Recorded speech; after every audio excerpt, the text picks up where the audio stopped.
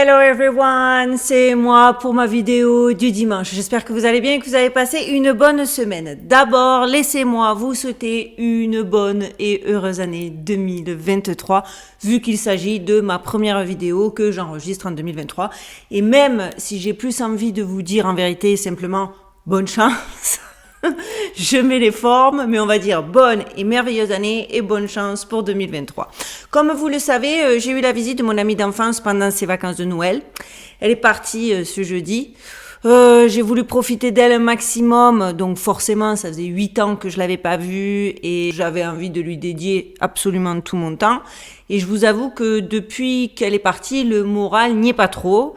C'est horrible même, ça fout de ouf le cafard, à 2 doigts de vouloir que plus personne ne me rende visite pour pas avoir, vous savez, pour éviter le chagrin du départ. C'est horrible, je ne m'en remets pas. Comme disait l'autre, un être vous manque et tout est dépeuplé, ça fait too much. Mais j'avoue que comme je vous dis, ça fait 8 ans que je ne l'avais pas vu, je suis pas rentrée en France depuis 2014, j'ai le mal du pays, ça a cristallisé le truc. Bref, j'avais un petit moral. Donc, avant de commencer à m'apitoyer sur mon sort et d'y aller de ma petite larmichette, je vais rentrer direct dans le vif du sujet. Bien que forcément, vous vous en doutez, je n'ai pas pu me pencher sur un sujet en profondeur comme j'ai l'habitude de le faire par manque de temps, mais ne vous inquiétez pas, ça y est, go back to the routine. Dès la semaine prochaine, je serai beaucoup plus prolifique et on reviendra à nos petites habitudes. Et au final, ça tombe aussi très bien, car j'avais pas envie non plus de démarrer l'année, la première vidéo de l'année 2023 avec un sujet hyper violent ou hyper dark. Donc, ça me permet de rester dans la légèreté, encore que. Du coup, je vais vous parler de la première de couverture du magazine The Economist, décrivant les personnes qui façonneront le monde en 2023. Chaque année, en décembre, le célèbre magazine The Economist publie une édition spéciale qui prédit les tendances et les événements de l'année à venir. Et à chaque fois, la couverture de ces éditions est une collection élaborée d'images faisant référence à diverses personnes et concepts. Si la signification de certaines de ces images est évidente, d'autres semblent être codées pour ceux qui savent. Donc vous, ma communauté, parce que vous êtes des génies. L'édition de cette année ne fait pas exception et en fait, elle est plus énigmatique que jamais de mon point de vue, bien entendu. Pourquoi quelqu'un prendrait-il donc le temps de déchiffrer ces couvertures ? Parce que, sachez-le, The Economist n'est pas n'importe quelle publication. Elle est directement liée à l'élite mondiale. Oui, je vous avais dit, pas trop dark, mais quand même, on a nos sujets de prédilection. Donc, elle appartient en partie à la famille bancaire anglaise Rothschild et son rédacteur en chef a participé plusieurs fois à la conférence Bilderberg. Décidément, qu'on me dise encore et qu'on vienne me parler d'évidence. En bref, les dirigeants de The Economist connaissent de l'intérieur l'agenda de l'élite et font de leur mieux pour le promouvoir. Même les analystes traditionnels, plus nuancés dans leurs propos, of course, ils vont pas non plus, ils n'ont pas changé. On a toujours l'impression que 2023 c'est une nouvelle année. Soyez pas fous, n'ayez pas trop d'expectations. Donc, malgré le fait qu'ils tentent quand même de rester plus nuancés dans leurs propos, ils notent que les dirigeants représentés sur la couverture du magazine détermineront la politique de l'année en cours, soit cette année de l'année 2023. Allons donc voir ça, les amis, et déterminons ensemble les théories du complot qui continueront à être validées en 2023, parce que n'en déplaise aux petits nerveux et aux rationalistes, il y en a de plus en plus qui s'avèrent. Et ça fait partie des bonnes nouvelles. Allez les amis, on y va et c'est maintenant.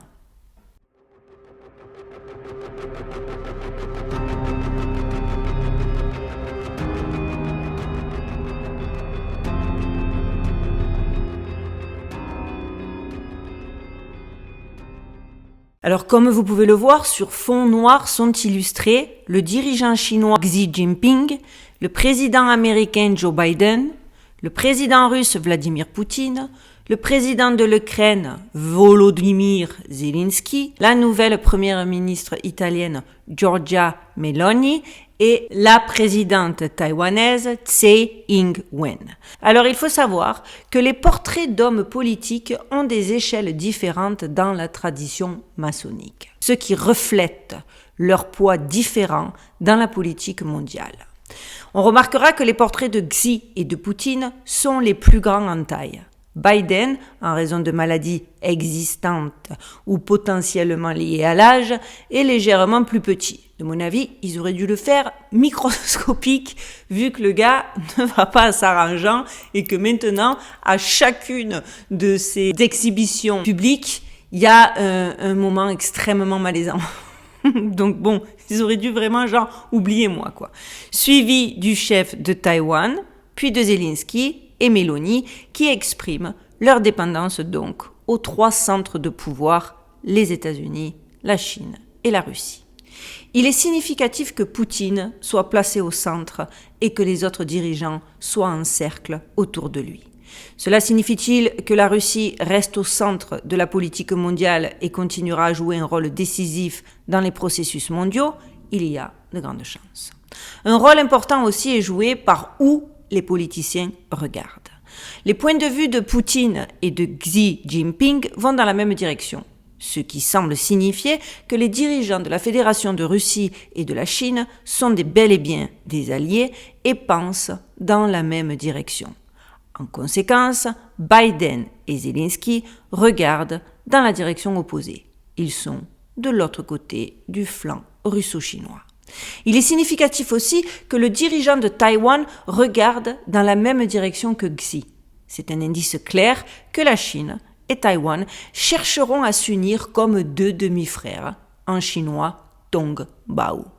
Mais le regard direct de Meloni suggère qu'elle prend une position indépendante de la droite européenne, mais les mains dirigées vers le regard de Biden. Soit dit en passant, catholique de religion, indique qu'elle est quand même du côté des États-Unis. En effet, Meloni est proche des républicains et a même voyagé aux États-Unis avant les élections. Enfin, les couleurs jouent un rôle important dans l'interprétation des couvertures de The Economist. Cette fois, c'est très laconique. Un fond noir avec des fenêtres rouges et des portraits en noir et blanc. Le noir personnifie le nationalisme, d'où les appellations noir international ou noir sang. Cela signifie que sur fond de crise économique, chaque pays cherche avant tout à protéger ses intérêts nationaux et que la mondialisation est en train de s'effondrer. Le rouge est la couleur de la Chine communiste et des armoiries de la famille Rothschild, dont le nom se traduit par bouclier rouge. Cela signifie que dans tous les pays indiqués sur la couverture, donc Chine, Taïwan, États-Unis, Russie, Ukraine, Italie, la dynastie bancaire a bel et bien ses propres intérêts. Forcément, ils sont partout. Les gars, en fait, ils essaient de... Ça, faut bien le comprendre. Ils essaient de jouer au maximum, de manière à ce que ça soit au maximum de leur intérêt, mais en vérité, ils sont jamais perdants.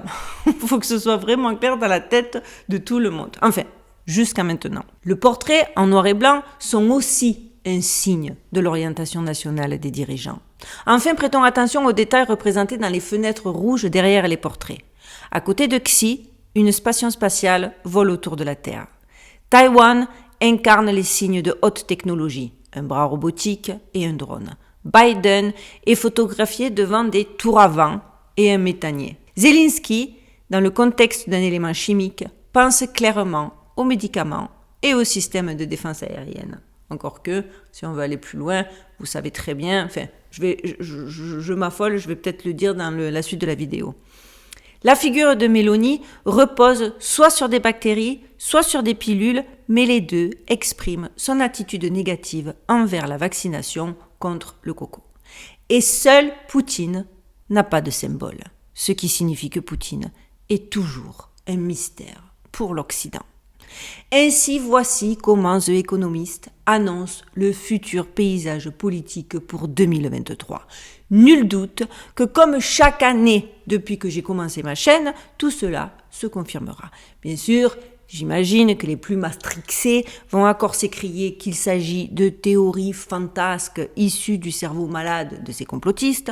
Sachez que certains d'entre eux se sont même mis en tête de vous protéger, vous mes abonnés, de mes élucubrations de sombres folles. Il y en a un, il s'est pris pour un chevalier, mais car apparemment je vous arnaquerai et je vous volerai, alors que j'ai jamais demandé quoi que ce soit, j'ai jamais essayé de vous vendre quoi que ce soit, à part mon aide et partager mes idées et s'éveiller ensemble tout en essayant de s'enrichir les uns les autres avec des informations, parce que je ne dis pas que ce que je dis c'est la vérité, je ne dis pas que ma façon de penser est la meilleure, bien au contraire, je suis, vous le savez, extrêmement curieuse de toutes les informations supplémentaires que vous pourriez m'apporter et qui éventuellement pourraient me faire changer d'avis, car je ne suis pas obtus. Donc, je vais persister, je vais signer. D'ailleurs, dans l'esprit des prédictions du Nouvel An, je vais affirmer avec audace qu'il pourrait que le futur mot de l'année 2023 soit théorie du complot. Car n'en déplaise à mes détracteurs, c'est un terme qui a pris un nouveau sens à la lumière des événements actuels, et ce, malgré l'hégémonie de l'establishment des démocrates, entendez de la gauche, qui a désespérément cherché à s'approprier pour décrédibiliser et pour militariser toutes les théories ou les possibilités qui les gênaient à leur propre fin. Comme par exemple, pour n'en donner qu'un, la manière dont ils ont cherché à contrôler et maintenant à censurer toute idée qui ne suit pas le narratif officiel. Et ça, c'est grave, parce que même ceux qui n'aiment pas les théories du complot, ça commence comme ça, mais après, ils vont tout vous censurer, et ça, vous l'avez pas compris. Et au final, derrière, aujourd'hui, on ne peut plus parler de rien sans être taxé de tout. Je sais pas si vous êtes d'accord avec moi ou si je vais trop loin. Mais en tout cas, au cours des 12 prochains mois, les amis, nous verrons les choses changer, et avec succès.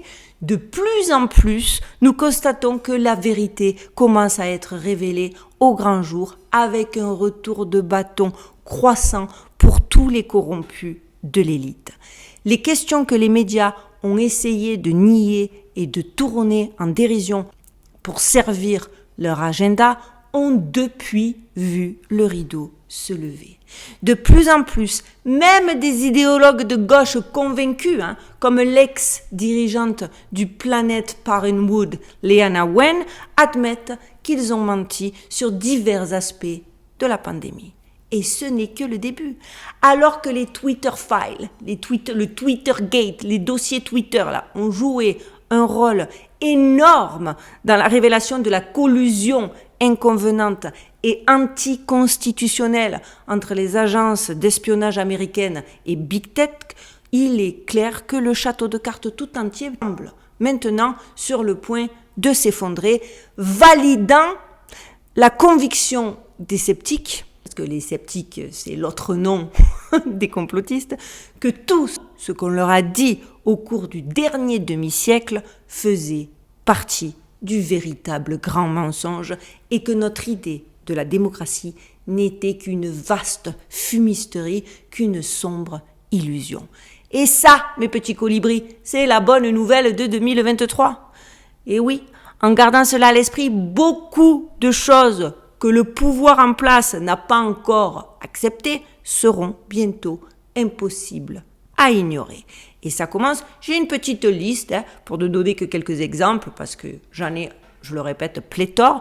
Par exemple, la vérité sur le partenariat américano-ukrainien pour la recherche et le développement d'armes biologiques, ils pourront plus le nier parce qu'il arrive tous les jours des preuves qui sont étouffées, certes, à part les mainstream, j'entends, parce qu'après, quand on est un petit peu curieux, on a vite fait de trouver les vraies infos. Donc ça, ils pourront bientôt plus le nier. J'attends le mea culpa. Les plans de la gauche visant à normaliser et à générer la paix vont porter leurs fruits et la population aveugle et conditionnée ne pourra plus le nier. Alors bon, j'avoue, la mauvaise nouvelle, c'est que ça va porter ses fruits, mais j'ai l'impression qu'aujourd'hui, à moins qu'on te mette ta tête dans ton caca, tu veux rien réaliser. Ma mère me disait souvent, il n'y a pas pire aveugle que celui qui ne veut pas voir. Là, pour le coup, on est dedans. Sauf que c'est tellement énorme que là, les gars, vous n'allez pas comprendre le retour de bâton. Parce que oui, la campagne initiale de sexualisation et de conditionnement des enfants dans les écoles et sur des supports adaptés aux enfants comme Disney a peut-être échoué, mais les gauchistes ne feront que redoubler d'efforts pour imposer cela à la population, car la capacité à contrôler et à manipuler les jeunes esprits est essentielle à leur plan de contrôle à long terme. En acclimatant les enfants au sexe dès leur plus jeune âge, ils peuvent en faire une arme supplémentaire dans leur carquois qui comprend également la culture de l'ignorance et des griefs raciaux afin que la classe plébéienne soit aussi malléable que possible. Le forum, pareil, on ne pourra plus nier que le Forum économique mondial sera le premier à tenter de transformer les humains en batteries glorifiées à la Matrix, de type Matrix. La convergence de la technologie, de l'intelligence artificielle, le métaverse, le déclin de la culture de bureau, la clameur croissante au sujet des passeports et des monnaies numériques, les revenus garantis et une rareté toujours croissante des ressources suggèrent que les plans mondiaux pour collectiviser toutes les nations sous un gouvernement mondial unique sont en train de se jouer en ce moment même. Et j'espère que de plus en plus de personnes, parce qu'on se foutait de nous, rappelez-vous, on est de plus en plus pris au sérieux, il y a de moins en moins de gens qui rigolent, mais il faut avouer qu'à un moment donné, dès que tu parlais de nouvel ordre mondial, tu étais catalogué stupide, conspirationniste ou complotiste, qui, même si aujourd'hui ils le disent, je vous trouve tous les hommes politiques qui une fois dans leur speech ont parlé du nouvel ordre mondial. Mais quand même, encore une fois, les gens étaient là à rigoler à tour de bras. Mais je pense que là, si tu vois pas que c'est pour ça, si tu vois pas que c'est la première fois de l'histoire qu'ils s'entendent tous pour un contrôle et une censure globale, c'est que tu es un peu un sombre abruti. Au fur et à mesure que la relation entre Big Tech et les agences d'espionnage se précise, nous apprendrons, et ça se fait de plus en plus pareil, que nos appareils personnels traquent tous nos mouvements, sachant ce que nous savons de l'intérêt que le FBI et la CIA ont à manipuler les entreprises technologiques pour effectuer des opérations extra-légales et ce que nous savons des signaux de vertu répréhensibles de Google et Apple, y a-t-il vraiment un doute qu'ils ont donné à notre communauté de renseignement le pouvoir de mener une surveillance domestique sans mandat à partir de n'importe quel appareil à tout moment et que nos téléphones sont utilisés pour nous surveiller à la manière de Big Brother 24 heures sur 24. Et ça, c'est que celles qui me viennent en tête, parce que je vous l'ai dit, short time, ma copine, tout ça, donc j'ai pas pu. Mais c'est ce qui, selon moi, à moins de vous être fait lobotomiser pendant la nuit par une race extraterrestre venue spécialement pour ça, vous ne pourrez pas nier, et là je m'adresse aux sceptiques. Et je vous le dis, il y en a tant d'autres qui vont s'avérer de manière indiscutable. Alors oui, je le répète, ça fait peur, mais c'est une bonne chose. C'est la levée du voile, le temps des révélations, et le fait que ça ait lieu en 2023, cela a plus de sens que n'importe quoi d'autre, car il y a une liste d'étranges et de curieuses connexions autour du nombre 23. 23, par exemple, c'est le nombre de chromosomes qu'un être humain hérite de chacun de ses parents. Les 6 premiers chiffres de pi, donc pi est 3,1459, additionnés valent 23. Les Templiers, de sa fondation à sa fin, ont eu 23 mètres. La marche du sel de Gandhi a duré 23 jours. Jules César a été poignardé 23 fois lors de son assassinat. Et j'en ai à l'appel. Après, il y a même de la numérologie. Mais je veux pas... je vais pas trop vous overwhelm d'entrée de jeu avec ma première vidéo de l'année. D'ailleurs, j'ai découvert que l'origine du mysticisme derrière le numéro 23, parce que oui, il y en a une, vient de l'ancienne religion fondée dans les années 60, appelée discordianisme, qui est basée sur le culte de la déesse Eris, qui dans la mythologie grecque symbolise des valeurs liées au chaos, à la discorde et au stress. Le discordianisme est centré sur l'idée que l'ordre et le désordre sont tous deux des illusions imposées à l'univers par le système nerveux humain et qu'aucune de ces illusions d'ordre et de désordre apparent n'est plus fidèlement ou objectivement vraie que l'autre. Ce qui rapprocherait, ce qui tenterait à donner aussi, si on veut aller vraiment plus loin, à penser qu'on vit bel et bien dans une illusion, une vaste simulation. Se pourrait-il que l'agenda du discordianisme soit de commencer à installer le chaos dans le monde à partir de 2023 ? Je pose ça là et j'attends vos réactions. Certains disent que les arguments astrologiques le confirment, car Pluton entrera en Verseau en mars 2023. Et cela va générer, comme de par hasard, une grande agitation sociale, tendance aux guerres civiles, anarchie, révolte, démolition d'institutions, scandales sociaux, rébellions, marches populaires, chaos dans les rues. Avouez, je vous avais manqué. Bref, je suis pas astrologue non plus, donc je vais pas faire semblant, je vais pas vous tirer vous expliquer vraiment les incidences des planètes, mais j'y crois dur, parce que depuis que j'ai fait ma chaîne, j'ai pas mal de voyants et d'astrologues ou de spécialistes de ce genre de domaine qui m'ont dit des prédictions, qui m'ont dit des choses, qui ont vu, et ça s'est avéré. Et je suis assez bluffée. En plus, un truc rigolo, savez-vous quel jour Pluton entrera exactement dans le Verseau en 2023 ? Le 23 mars. Alors ça, vous n'allez pas me dire. Et aussi, l'Apocalypse se termine au chapitre 22, comme si le chapitre 23, inexistant, parlait de temps après la prophétie révélée au monde. Un temps d'accomplissement. Donc ça fait beaucoup. Vous le savez, vous connaissez ma phrase favorite, trop de coïncidences crée une évidence. Encore une fois, on est bien dedans. Bon, les amis, j'arrête là pour cette vidéo. J'espère que je suis pas trop partie dans tous les sens.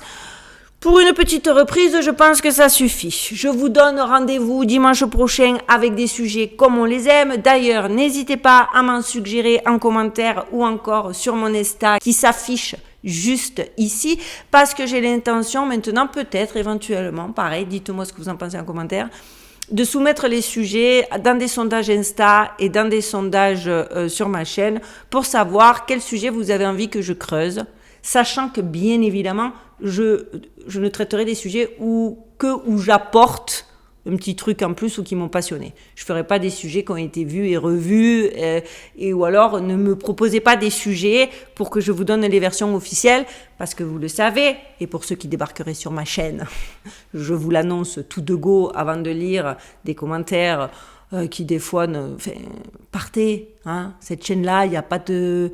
c'est pas France 2, c'est YouTube, donc vous m'aimez pas, partez. Ouais, donc je pense pour mes abonnés, pour peut-être être beaucoup plus percutante, commencer à faire des trucs comme ça. J'espère que l'idée vous plaît, dites-moi-le en commentaire. Vous connaissez le système, on ne change pas les bonnes habitudes. Pour que cette vidéo, parce que j'ai quand même utilisé Pandémie, Coco et des choses que l'algorithme m'aime pas, on like à fond. On commente, c'est pas pour mon ego, c'est pour l'algorithme. Et on partage. Et ça, je sais que vous le faites, vous êtes au top. Pour les petits nouveaux, n'oubliez pas de vous abonner, ça vous coûte rien, on agrandit la communauté. Et croyez-moi, il va y avoir des informations tonitruantes. Nous avons atteint les 50 000. Je suis comme une ouf, c'est le plus beau cadeau de Noël que je pouvais espérer. Ah, Duchesse est là, elle aussi, elle a été très gâtée à Noël et depuis, je la trouve un petit peu pédante et arrogante. En tout cas, merci, 50 000, j'en reviens pas. J'ai envie de vous dire que j'ai envie de faire un gros FAQ, mais je vous l'avais dit pour les 30 000, et honteuse que je suis, oui, vous pouvez me critiquer, je ne l'ai pas fait, mais j'ai quand même envie de repartir et de vous proposer, il faut que je manage mon temps. Parce que aussi, vous le savez, YouTube, c'est mon petit plaisir. Enfin, pas mon petit plaisir. C'est quelque chose que j'aime faire, mais à côté de ça, forcément, il faut manger. Donc, il y a mes boulots. Et à cause de mes boulots alimentaires, je ne peux pas faire autant de vidéos. Mais pour vous, je vais ruer dans les brancards et je vais essayer de changer ma routine pour au moins arriver à vous faire 2 vidéos. En tout cas, rapidement. Sait-on jamais. Voilà, bon, j'arrête parce que j'ai l'impression que je suis un peu trop brouillon. Je vous souhaite une excellente semaine. Prenez bien soin de vous, prenez bien soin de vos proches. haut les cœurs et à dimanche prochain les amis. En attendant, stay safe.